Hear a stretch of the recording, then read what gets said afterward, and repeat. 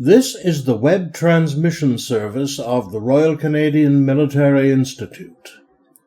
On March the 20th, the Defence and Security Studies Committee hosted a virtual event featuring Dr. Marcel Dirsus of Kiel University in Germany, who spoke on the subject of his latest book, How Tyrants Fall and How Nations Survive. Good afternoon, and welcome to the third Royal Canadian Military Institute Defence and Security Studies Program speaker event for this year. My name is Dr. Daniel Eustace. I'm the director of the Defence and Security Studies Program at the RCMI. So welcome. We haven't had a virtual meeting in some time, and they're always fun. And it made eminent sense to do that in this particular case because we have a special guest, Dr. Marcel Dirsus, who is joining us from Hamburg, Germany. And he is taken the time to be with us because where he is, it's after 9 p.m. So we're going to try not to keep him up too late, but it's a pleasure to have Marcel join us here. So what caught my eye with respect to Marcel's work is obviously the topic of tonight's presentation, which is the recent book that he has published called How Tyrants Fall and How Nations Survive. And I can't imagine a more appropriate topic at this particular moment in time.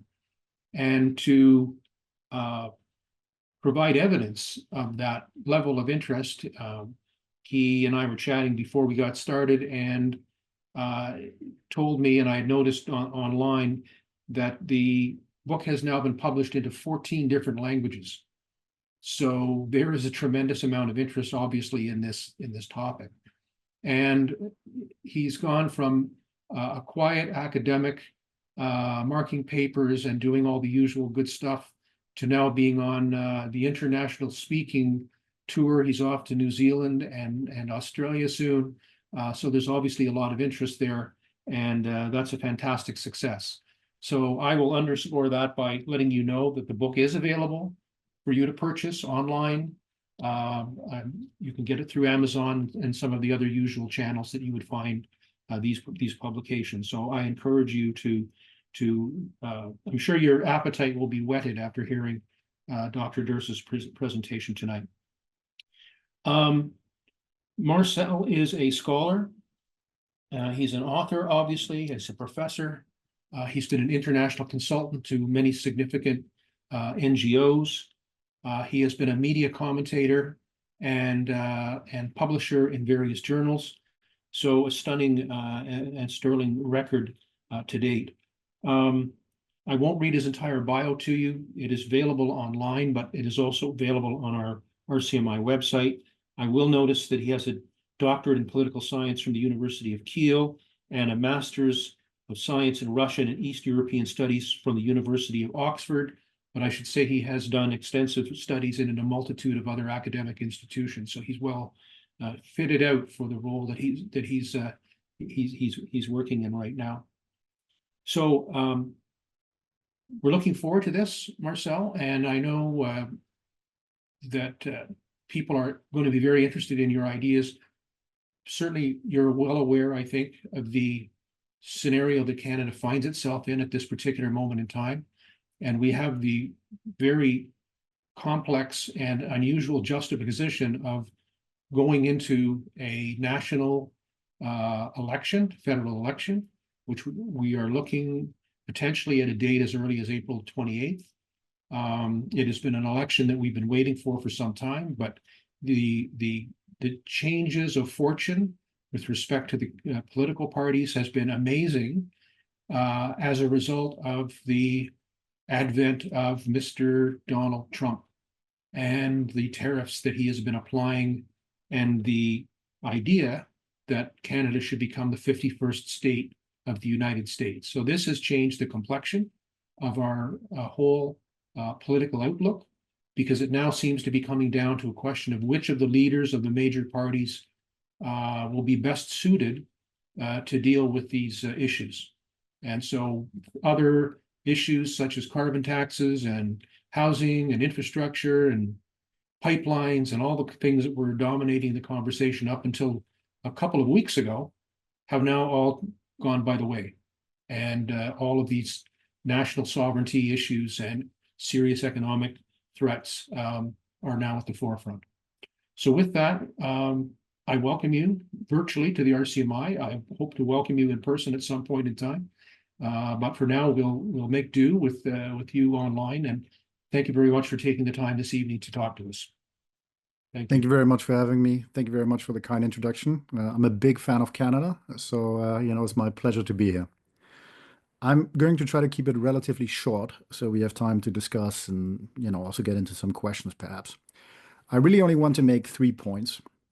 The first thing that I want to talk about is the structure of the regimes that I'm looking at.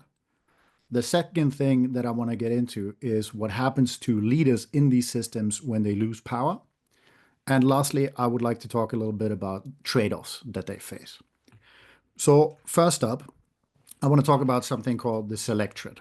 So one of the big differences between a democracy, at least a functioning one, and a tyrannical system of government, for example, a personalist dictatorship, is the share of the population that you need to keep on your side in order to win power or to maintain power. So if you look at something like Canada, in order to win this election and to actually rule, you need millions and millions of voters. On the other end of the political spectrum, imagine something like Kim Jong-un's North Korea. Now, North Korea is a political system where the dictator may only need 100 or 200 families in order to maintain the power that he already has. And this structural difference makes a massive difference in practice, because it means that when money comes in, for example, you're not going to be inclined to spend it on the masses to build schools or roads or hospitals, but you're going to make sure that that money goes to the people that actually keep you in power. So that's going to be your intelligence officers, your generals, the oligarchs, the powerful people in the capital. So this is a big, big structural difference between tyrannical systems of government, dictatorships, and functioning democracies. And then the second thing that is a big, big difference between functioning democracies and these systems of government is what happens to leaders once they lose power. So once again, if you imagine a functioning democracy like Germany or like Canada, when leaders lose power, they are usually perfectly fine. So, I just saw Trudeau post a selfie. He looks okay. When German Chancellor Olaf Scholz is out of office, he's going to spend time with his family. He might golf a little bit. Maybe he gives speeches to banks. Maybe he's just going to enjoy having some time off. And that is typical for democracies. In personalist dictatorships, it's very, very different. So when political scientists looked at the numbers for this, they found that more than 2/3 of personalist dictators end up in jail, forced exile, or killed when they lose power. I'm going to repeat that because that number is so high. More than 2/3 of these leaders that we're talking about here get killed, forced into exile, or they spend their time behind bars. And in combination, this means that the incentive structure for tyrants, for dictators, is hugely different than it would be for democratic leaders. Because think back to the structural element, right? So imagine for a moment that you're Kim Jong-un, and you're in this situation where you can ignore the vast majority of the population because they really have no influence on whether you stay in power or not, unlike in a democracy. At first, this sounds like a great thing, because if you can ignore them, you are free to do more of the things that you actually want to do, which is, giving money to your buddies or, building yourself a nice new palace. But in combination to this post-tenure fate that we just discussed, what this means is that if Kim Jong-un loses even a very small share of the population, maybe 50 families, maybe 60 families, he is immediately at risk of losing power. And if he loses power, he may not just lose his power, but also his liberty or his life. And that is something that we have to keep in mind, not just when we think about how these people fall, but also how these people govern. Because the argument that I make in the book, that these leaders have to spend a large share of the day actively considering the possibility that they may fall and that they may die. So my argument in the book is that being a tyrant is much less comfortable than some people imagine it to be. Because again, there is no such thing as absolute power.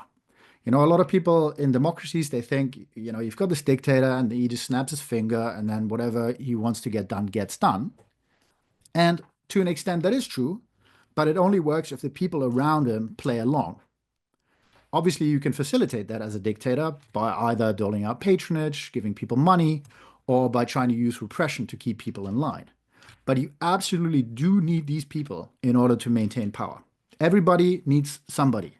Pick any dictator in history, anybody at all, whether it's a military junta or a personalist dictatorship or a one-party dictatorship, all of these people rely on others in order to maintain their position. So that is a popular misconception that people often have of dictatorships in particular. Now, if we assume that these incentives are very, very different for these types of leaders, one of the things that they absolutely must deal with are some very difficult trade-offs. So knowing that they rely on a very small share of the population in order to maintain power, these are people that they cannot get around. They have to manage them somehow, either through repression or through the carrot, effectively. So in most political systems of this type, these would be your intelligence officers, these would be the military, and these would be sort of the palace elites, right? Like your own advisors, you know, smiling at you as you walk by them in the palace. You absolutely have to manage these. So let me give you an example of what I mean by managing these. For most of these leaders, their own military is a much bigger threat than a foreign military, because they constantly have to be worried about the possibility that they could fall in a coup d'etat. So what do these leaders do? They try to coup-proof their regime. Now, there are many ways to coup-proof your regime, and one of them relates to the structure of your military forces. So what you want to avoid as a dictator is a unified chain of command. You desperately want to avoid a scenario in which a single general can remove you from power because they just decide to. So instead, what they tend to do is they tend to have their regular military. Then they have some sort of parallel military force, for example, a party-based mass militia, and then perhaps also a militarized palace guard. And the reason for that is that it makes it more difficult for that one general to decide to carry out a coup, because he knows that he would have to go through that militia or perhaps also through that militarized palace guard. And in addition to that structure for your military forces, you replicate that for your intelligence services. So for the intelligence services, you make sure that, one service watches this area, another service watches this area, but it also overlaps so that the intelligence agents don't just watch the actual enemies of the country, but also watch each other. Because once again, this is a way to make it less likely that plots will develop against your rule. And initially, this may seem like a great idea because it reduces the probability that you will face a coup. But just like everything else, as a dictator, this doesn't come without a cost, because there are constant trade-offs. And one of the trade-offs that dictators are forced into when they take care of their military is that all of these things that reduce the probability of a coup also reduce the effectiveness of their military. And, I'm talking to military men here. I'm not one myself, but it's pretty obvious even to me that a military designed with the primary purpose of not carrying out a coup is not necessarily a military that is good at actually fighting wars. And we've seen that repeatedly. So when you have a mercenary force, for example, as a counterweight against your regular military, let's say as in the case of Prigozhin and Wagner, then yeah, that may reduce the probability that you face a coup. But it also makes it harder to prosecute an actual war against a foreign enemy, like in Ukraine, at least in Moscow's logic. And on top of that, obviously, these systems are based on fear, right? So if you promote according to loyalty, and if you make sure that people that step out of line get punished in one way or another, you can also find yourself in a situation where your own generals are often more afraid of you than they would be of the people that they are supposed to fight. And that can lead to paralysis. And we've seen that in history too, where generals would have had to push, but they didn't, because they thought that if they take a risk and they fail, they could get killed by the dictator. And if they take a risk and they succeed, they might become so successful that they could threaten the position of the dictator, and that can be extremely dangerous as well. So that's just one example of these types of trade-offs that dictators have to make, and it extends to everything, right? I mean, if you funnel money to these oligarchs or to these people that are already at the top, you might invite a mass protest because the vast majority of the population could be unhappy.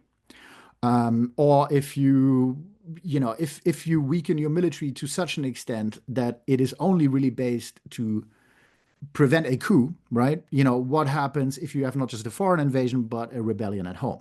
So these trade-offs are basically endless. And the way to imagine that is that you can't really turn off the threats.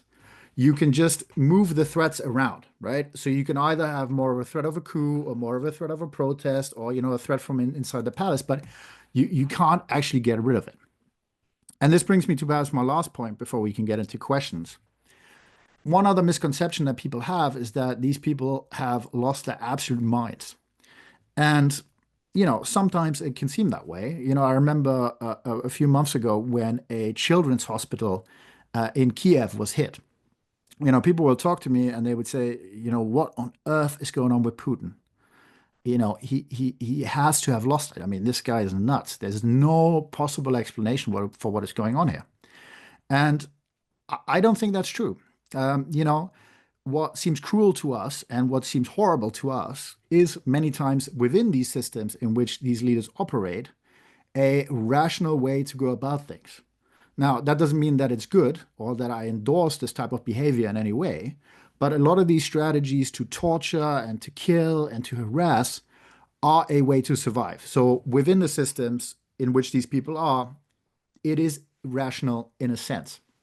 And the reason why I argue that in the book is because we know of cases where people did actually lose their minds. And when they lost their minds, they often lost power very, very quickly because they were no longer capable of making the type of trade-offs required to stay in power.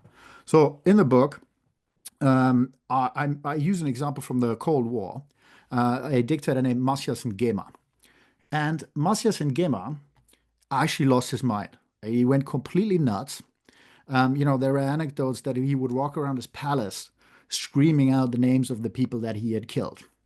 There's an anecdote where he asked his servants to lay the table for 8 guests.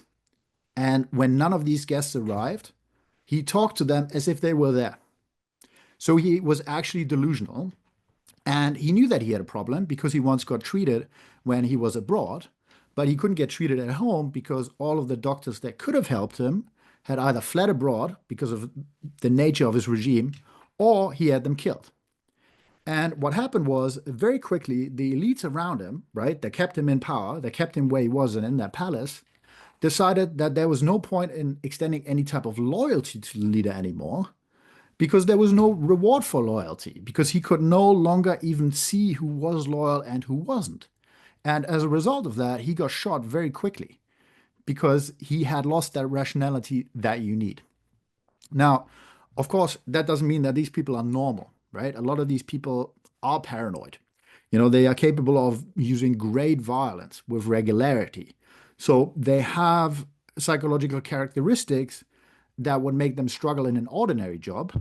But these are things that can help them in the role that they're in, provided that they don't become delusional or no longer prioritize their own survival above all else. I think I am within the time. I am going to leave it at that as a little bit of an intro, and perhaps we can go through some questions. Marcel, thank you. That was excellent and well structured. It helps us to understand the issues here. And please, folks, do jump on board with questions over the next little while. But I'll start. Obviously, one of the things you did in your research is you looked at authoritarians of different stripes in history. And of course, we know that some states, and we can take, I guess, North Korea as an example, possibly Russia, have a long history of supporting or at least maintaining authoritarian style regimes. are there characteristics of states that have a greater propensity to evolve towards an authoritarian regime, based on certain factors that would be present? Yeah, I mean, this is a common debate, right? I mean, there are some people who think that, because of the quote unquote Russian soul, the Russians are somehow destined to not live in democracy. I don't really look at it that way. But one thing that I can say is that there are differences between different types of tyrannical systems, different types of non-democratic systems of government. So usually, personalist dictatorships, for example, are extremely bad at organizing succession. So this is one of the great strengths that democracies have. You talk about your election in Canada. When the Canadian leader steps down, there is an orderly process to elect the next person.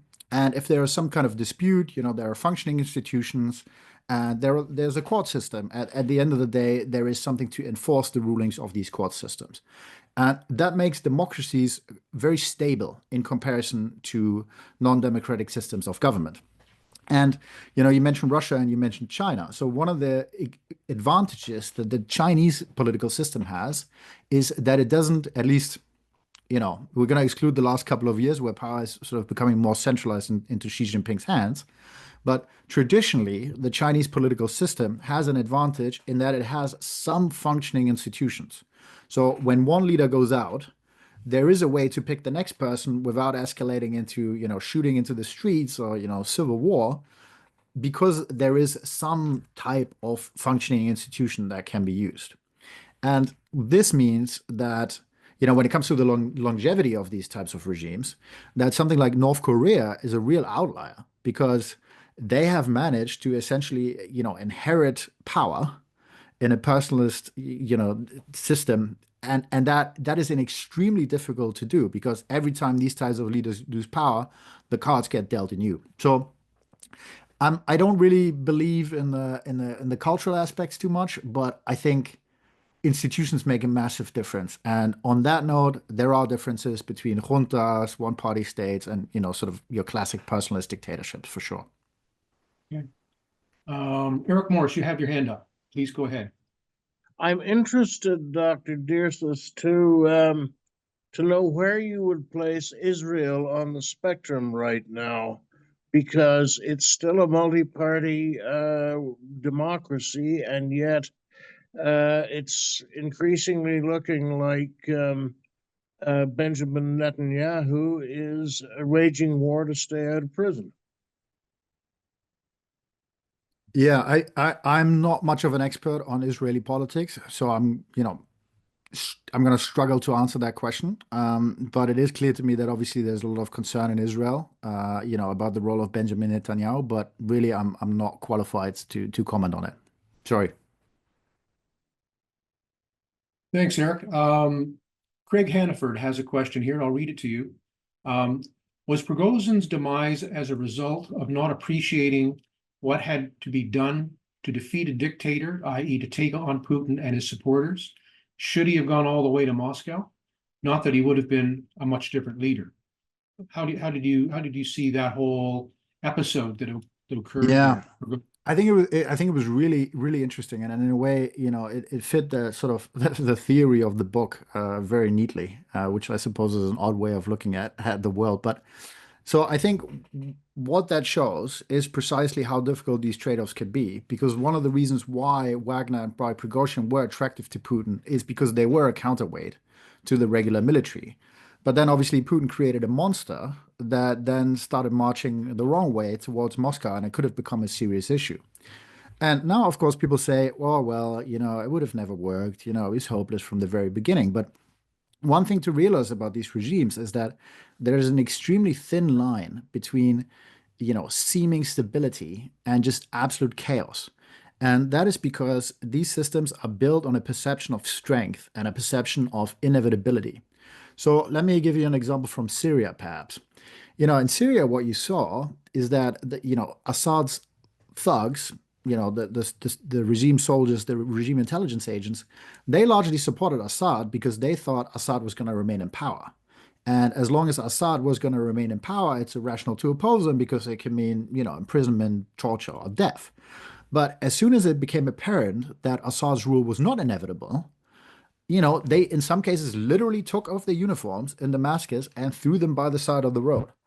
And that's because, there was no legitimacy outside of that. It's not that people supported it because they thought, it was the will of the people or that there was a bigger project. These regimes work on this perception of strength and inevitability. And that makes them, in a sense, winner takes it all. In a democracy, you can lose 10% of the population at a vote. It's fine. You can lose 15%. But if you're Assad, that's difficult. I mean, if you lose, you will lose, like lose. It's not going to be a mild loss. The whole thing is going to go up in flames and you have to flee. So I think that is something to keep in mind when you look at sort of the stability of these regimes. They are stable until they are not. One of the things that I think has become quite worrisome in the West is the trend now between, the big four, Russia, China, Iran, North Korea, to start forming perhaps not formal alliances, but certain kinds of engagement where they are using each other to either, for example, get around sanctions, or to provide equipment or other technical support, or in the case of North Korea, actually providing, no kidding, foot soldiers to go to fight the Ukrainians. What's your assessment of those kinds of relationships? Are they, if they work out on a transactional basis, can they survive, or do you think the nature of the authoritarian leaders are such that these are not likely to really evolve into something more stable and deeper? Yeah, I mean, it is really interesting, and obviously it's hugely worrying to us, not just Canadians, also Germans. They are not going to develop in the same manner as, for example, NATO did. This is not going to be something that is going to be based on values or some greater political idea. But of course, they can and do help each other. And it can make a massive, massive difference. So, one of the things that I write about in the book is mass protest. And when I started writing the book, I was sort of asking myself, well, how does that actually work? I mean, like, how can, school teachers or pensioners or, teenagers bring down these entrenched, dictatorial regimes? And in essence, the way it works is that if you bring out enough people into the streets, the dictatorship can be forced into what we in German sometimes call a choice between the plague and cholera.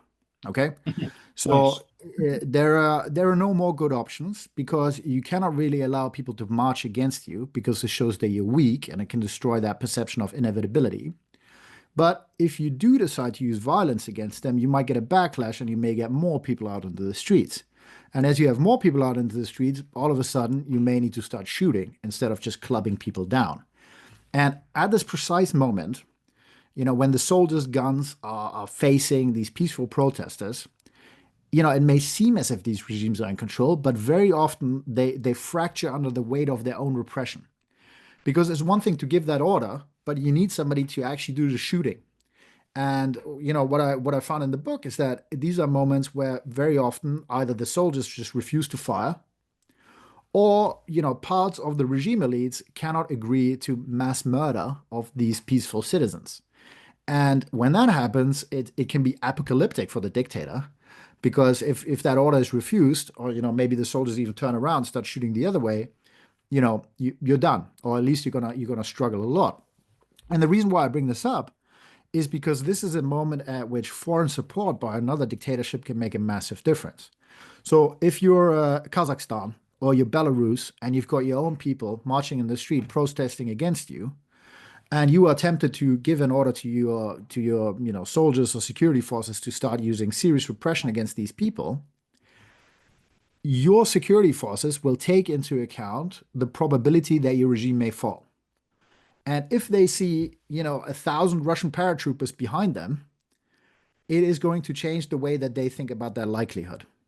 And also, if it comes to a scenario where you do actually need to shoot, these Russian paratroopers are going to have an easier time shooting at people in Minsk than people actually from Belarus. Because, of course, if you are, from Belarus, maybe you're even from Minsk, you might shoot at your neighbors, you might shoot at, family friends, but that's less of a risk with, with Russian paratroopers. And this is why also when these mass protests happen, what sort of clever dictatorships tend to do is to bring in the people that are farthest away from the people that they're supposed to shoot, right? So you don't want people from Minsk shooting at protesters in Minsk. You want those Russians, or at the very least, you want somebody far, far away from the capital to do that work because they know that it makes a big difference.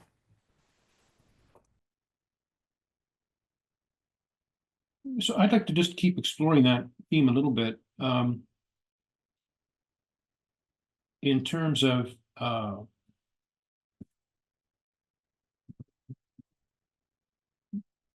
the ability of a society to recover from an authoritarian or dictatorship type regime. Is there any evidence that for example, if it was previously a democratic society and then went through some period of dictatorship for some length of time, that the institutions have the ability to regenerate themselves, that there's going to be a nucleus of people that will want to return to the previous democratic systems? Or is it likely that in some cases these societies will become failing or failed states in the absence of any kind of functioning government systems? Yeah, so I talk about this in the context of sort of, foreign imposed regime change operations a little bit in the book, which I should say, generally speaking, I'm extremely skeptical that force from the outside should be used to, try to replace political regimes elsewhere. Although obviously, me being German, yeah, I was born in 1990, so I grew up in freedom because somebody else decided to use military force. So I'm not going to say that it's a bad idea in all cases. But so one of the things that political scientists found is that when you decide to go in and to change a regime, two of the things that matter are, when you look at the probability that this country that you are now invading may turn into a democracy. Okay, there are two factors that are really important. One is, does that country have a previous history of democracy? And does that country have functioning institutions in some sense? And if there is a history of democracy and if there are functioning institutions, then the likelihood that it may turn into a democracy again is much higher than if you have the opposite. But this is a bit of a paradox because these functioning institutions that make a democratization more likely also generate military effectiveness. So if you are looking at these cases from the outside and you're in that situation room and you got to make a decision, are you going to take out that air force? Are you going to go in and try to change that regime? You can either go in for an easy war, and I say this, air quotes, you can either go in for an easy war, but have a low chance of democratization in that country, or you can have a hard war for a higher chance of democratization. But since a hard war can sometimes, mean hundreds or thousands of deaths, that doesn't happen very often, right? Because in those cases, when the cost is that high, both in terms of blood and in treasure, the prospect of democratization is usually not good enough. You need something else, especially if you're a democratic leader. This is something else that I get into in the book because, this is one area where dictatorships have an advantage. For democratic leaders, it's extremely difficult to take casualties. So, if you're a German chancellor and, caskets come home, of, German soldiers that fell in Afghanistan, that is a massive, massive issue for you politically, because these people are ultimately the people that you depend on in order to maintain power, right? These casualties have friends and they have families and all these people vote. And this is one of the advantages that Putin has right now. To Putin, it really doesn't matter whether somebody from a poor Siberian village dies or not, because obviously his family is going to mourn for him and people are going to be sad, but that family essentially there's no influence on Putin's hold on power. And that differentiates the Russian system from, let's say, the Canadian system or the German system now. The German system now, not the German system that used to be. So one of the things we see in, and by the way, let's see, wait a minute. I see a question coming up here. Yes, Major General Fraser Holman. Could you review the Tiananmen Square experience where there seemed from here to be a momentum for regime change? What is your assessment of that attempt? Was that an attempt, do you think, to actually overthrow the Chinese government, or was this essentially just a protest that got Yeah. got out of hand to some degree and got subsequently crushed? Yeah, that's an interesting question. Sometimes you may aim for one thing, but you end up in another place, right? I mean, I looked at, for example, the end of the German Democratic Republic, and a lot of people that protested in the GDR, in 1989, they didn't actually want to abolish the system. They just wanted to, quote unquote, reform socialism. And then ultimately that brought down the system. So, sometimes it's difficult to tell sort of what people want, but it is clear to me that the protests in Tiananmen Square could have brought down the Chinese Communist Party, at least as we know it. And I looked at that because I compared it to, what happened in the GDR. And, sort of the crushing of the protests on Tiananmen Square was then subsequently used as a threat when Eastern Germans wanted to protest. So the regime explicitly threatened a quote unquote Chinese solution to try to prevent these protests from happening. And the PLA, so the Chinese military did actually have issues with insubordination. So it's not that everybody, sort of willingly went along with the regime and, went out and just crushed these people. But they did have an issue with insubordination. But at the end of the day, they prevailed. And of course, it was not just Tiananmen Square, right? I mean, like we always think about that one big protest, but they had protests across the country and they put those down as well. So, the casualties are just unbelievably high from what happened there. But yeah, I mean, it could have happened differently. And like I said, the East German regime, they learned from that. And part of the reason why they, for example, made sure that the local troops were far away from protests in the Eastern German city of Leipzig is because they had seen, gosh, even the Chinese struggle with insubordination. If that happens to them, we better keep our locals far away from the action here because we might have the same issue. Right. Eric, your hand is up. Please go ahead. Okay, I'm turning with some trepidation to the United States, but just in the past few days, we have seen the White House make threatening noises towards a member of the judiciary. And it is, in fact, the truth that the United States Supreme Court and the court systems do not dispose of any force. Have you any thoughts on how this might go? Yeah, I think it's extremely worrying. I think we're watching a frontal assault on all of the institutions that make America a liberal democracy. And as you rightly say, court rulings are only really useful if you can actually enforce them.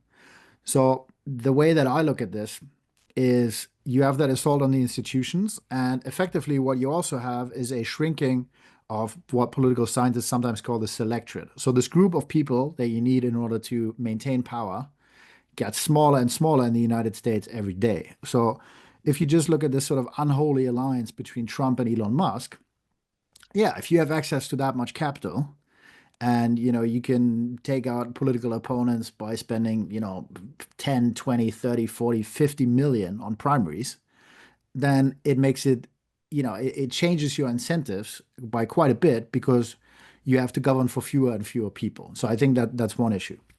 And then the other thing that I would say, obviously a lot of the things that Trump does are very disagreeable, but not all of them are equally as dangerous. And from, sort of my book, what I would always point out is, yes, the judiciary, that's a big problem. But I think the biggest risk are the security forces. So, it's your military, it's your intelligence services, and it's also the police. And, when I tell people this, sometimes they say, well, that's outlandish. It's the United States military. Of course, they're going to put the Constitution above one man, right? And hopefully they will.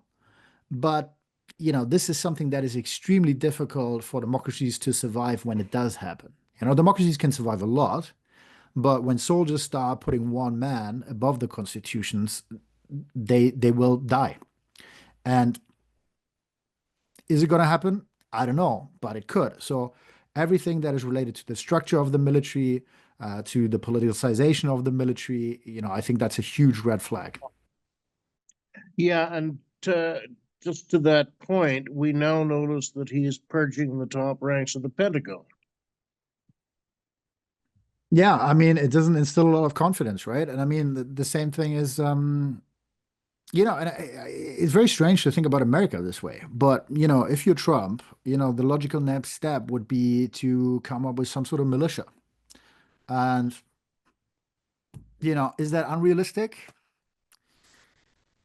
I don't think it is, right? So, I mean, I don't want to give him too many ideas, but there are a lot of things that he could do to cement his hold on power. Well, And, he can borrow things from dictators, essentially.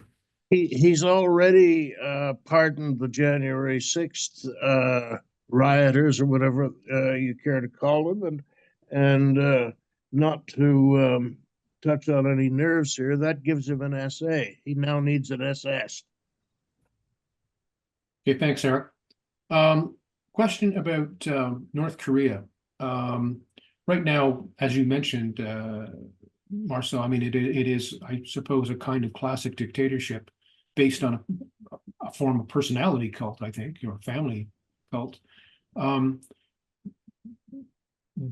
you see any way that that country can evolve into something other than what it is without actually being destroyed in a war with either the United States or South Korea or both? Yeah, so the first thing that I'll just go on, again, is sort of this idea of succession, right? So that makes a massive difference. And if you are Kim Jong-un, for example, you really don't have much of an incentive to designate a successor.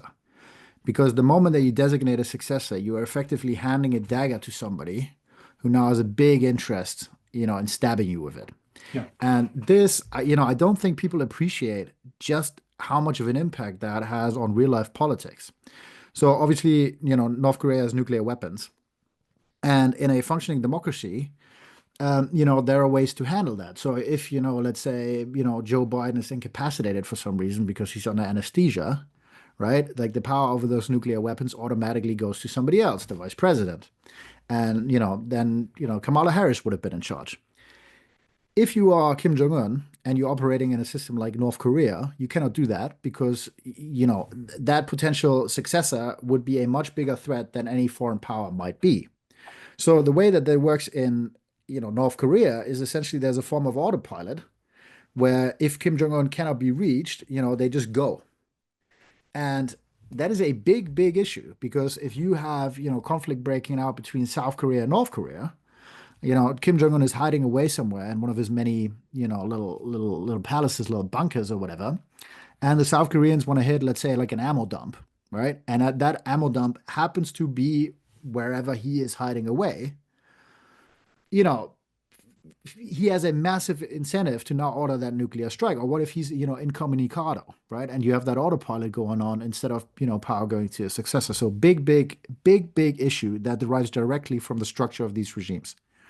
And to answer your actual question, so statistically, right? I mean, like ignoring all the particularities about North Korea, as political scientists often do, statistically, the most likely thing to follow is another dictatorship if Kim Jong-un were to fall.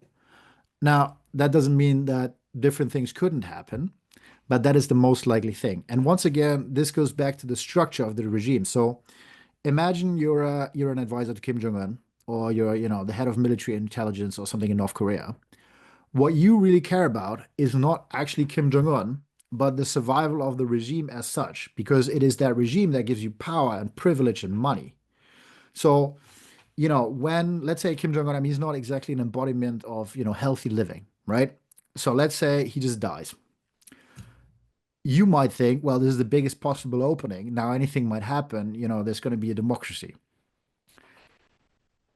In all likelihood, what is going to happen is that the regime elites essentially find some sort of consensus to try to keep that system running.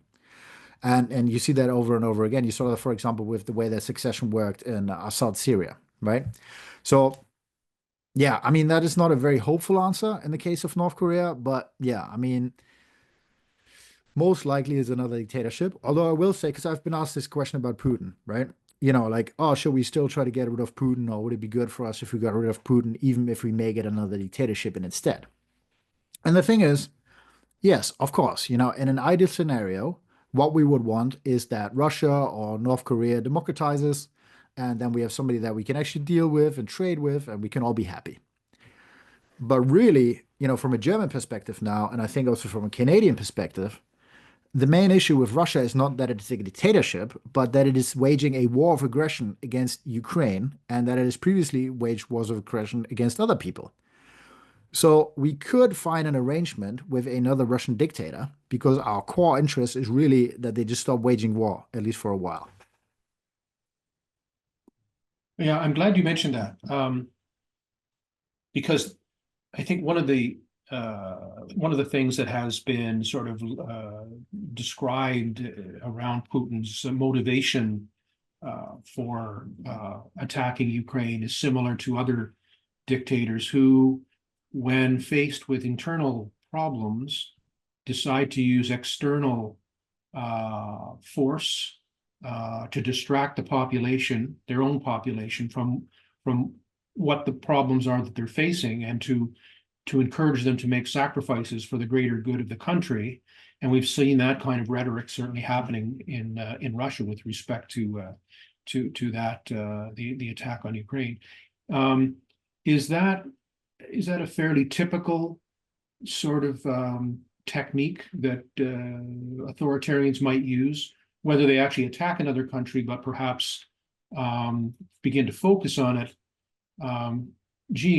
I guess I have to think about that in terms of the United States and Canada at the moment. Is Trump simply in trouble down there with the multiple divisions that he has, and now he's looking elsewhere, whether it's Greenland or Panama or Canada, to distract the population from the problems that they have? Is that a credible hypothesis? Yeah, so I mean, dictators want enemies because enemies make it easier to, keep control of the population without resorting to repression. So if you can avoid repression, you usually don't want to use it because it always brings a risk. So if you don't have to club people down, if you don't have to shoot them, that's better, right? As seen from the dictatorial palace. And, having some kind of internal or external enemy can help with that because it gives you some legitimacy in a system in which no legitimacy is derived from process, right? Because you're not, elected any kind of free or fair elections. So that is a factor. The other thing that I would say is partly this is due to the people that these types of leaders surround themselves with. So in the book, I go through something that is called the dictator's dilemma, which is essentially the issue that as a dictator, you never actually know who is genuinely loyal and who is just pretending to be. Because nobody's going to tell Putin the truth because it can mean, gulag or death. So you just lie. So all the people around Putin constantly lie. And aside from moments of crises, there's really no way for Putin to tell, who's actually loyal and who's pretending to be. So you surround yourself with people that just keep saying yes. And, in many cases, you also surround yourself with people from a certain world. So initially, many of the people that advised Putin were kind of technocrats, right? I mean, they maybe they had some well-being that maybe they had some interest in the well-being of the Russian economy, not necessarily because they were good people, but because it makes it easier to take money out. But over time, as Putin became more paranoid, as he became more focused on regime survival, he listened more and more to people from that world. So intelligence agents, soldiers, kind of people from the security forces. So, men at arms, so to speak. And no offense, but that type of crowd has a certain way of thinking because they are trained and paid to think about threats all day long. So now Putin is in the scenario where, the intelligence agents tell him, oh, the West is a massive threat. The West is a massive threat. And Putin listens and he becomes increasingly aggressive. And as he becomes more aggressive and the West pushes back, it reinforces his thinking because it empowers the hawks around him because they can now say, oh, look, the West, they are so aggressive. What are they doing to Russia? And it strengthens their position. So over time, you risk being trapped in this feedback loop that gradually removes you from the reality as it is. And I think that had a big impact in the positive assessments that he must have made before he decided to invade Ukraine again. Yeah, and it's, as an example of this business with the Panama Canal that, Trump is saying that they actually own it and they want to take control of it because they are accusing the Panamanians of allowing the Chinese to basically be in control of it. And yes, there is Chinese presence there, but there's no evidence that that they are in control of the Panama Canal or raising and lowering prices of ships of different nations to skew how the business is run. So it's just one of those amazing things that's going on right now. We've just about reached our 1 hour point. I would like to keep the floor open for another couple of minutes for anyone else that would like to pose a question. We could be talking about this all day, and undoubtedly we will be talking about it for some time to come. All right then. Well, thank you very much for taking part of your evening out. I hope you've either had dinner or you're going for dinner soon. That's an important thing. Let me then thank some people. Thanuja is online with us. She is the magician behind all of this type of thing, and we can't do it without her. So thank you very much for this evening, Thanuja. Eric Morris, as I mentioned earlier, he's our publication specialist, and he provides all of the print and online material that we need to market these sorts of events. So thank you very much. Susan Cook is not with us, but she is the guru for membership and guru for registrations, as is Thanuja, taking people's names and so on. So it's a team effort, as usual. We have it here at the RCMI. Let me thank, obviously, Dr. Marcel Dirsus for his presentation tonight. I really appreciate it. And I think everybody online appreciated the structure that you put to the key points that we could follow along. That the idea of the percentage of the population that you have to control. I hadn't really considered that before. I think that was very insightful. Although I would say in the case of Canada, yes, I think you're right in terms of the millions of people that need to be voted in for a party to win. But in our system, it sometimes depends on where those people are located. So when we have clusters in certain geographical areas that have a trend line to vote for one particular party, you may get thousands of votes in a given riding, but you might only still get one seat.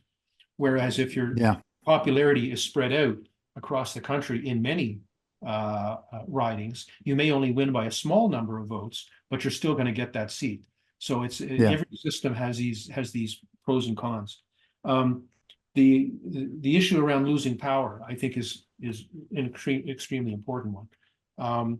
We in democracies tend not to fight the battle to the death, but certainly you see it in many authoritarian regimes, particularly in places, and I'm not picking on them, but in Africa, that seems to be a trend.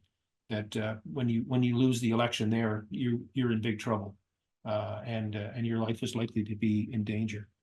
And then how do you manage and maintain the loyalty of the palace guard, the elites that you draw to you as a dictator that you need in order to be able to keep the system functioning?